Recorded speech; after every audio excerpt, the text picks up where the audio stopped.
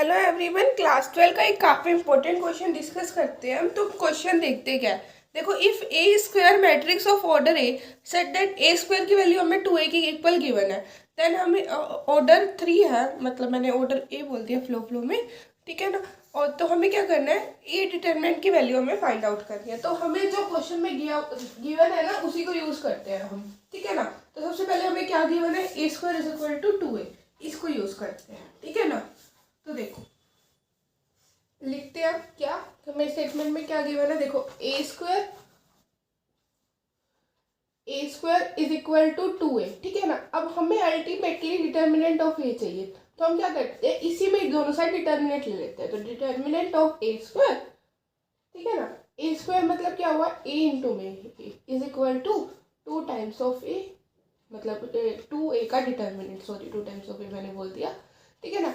अब देखो इसको हम क्या लिख सकते हैं, मान लो डिटर्मिनेंट ए भी है, तो इसको हम क्या लिख सकते हैं, सेपरेट करके डिटर्मिनेंट ऑफ ए इंटू में डिटर्मिनेंट ऑफ बी, ठीक है ना।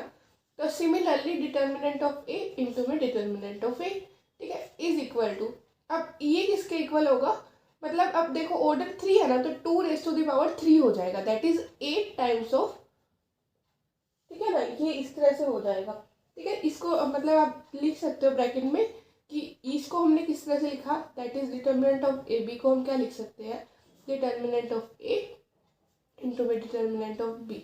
और सिमिलरली हम टू ए का डिटर्मिनेंट को क्या लिख सकते हैं, 2 रेज़ टू द पावर 3, ठीक है ना, इंटू में ए, मतलब ए का डिटर्मिनेंट, ठीक है ना।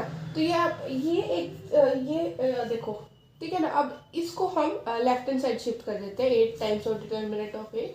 तो देखो this will be determinant of A into में डिटर्मिनेंट ऑफ ए माइनस में 8 टाइम्स ऑफ डिटर्मिनेंट ऑफ ए, ठीक है, इज इक्वल टू 0, ठीक है। अब हम एक डिटर्मिनेंट को कॉमन ले सकते हैं।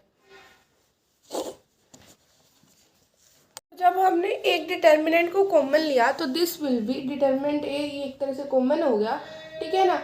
और ब्रैकेट में क्या होगा, डिटर्मिनेंट ऑफ ए माइनस में क्या होगा, 8 है ना, 8 ही रह जाएगा क्योंकि डिटर्मिनेंट ऑफ ए तो बाहर हो गया, सॉरी इस पीछे से नॉइस के लिए, ठीक है ना। तो या तो ये डिटर्मिनेंट की वैल्यू 0 हो जाएगी या फिर इसके ए के डिटर्मिनेंट की वैल्यू 8 हो जाएगी, ठीक है ना। बस इतनी सी बात थी और हमारा क्वेश्चन डन है। जस्ट हमें जो क्वेश्चन में गिवन था हमने उसको यूज़ किया, कुछ प्रॉपर्टीज़ को यूज़ किया, बस इतनी सी बात थी।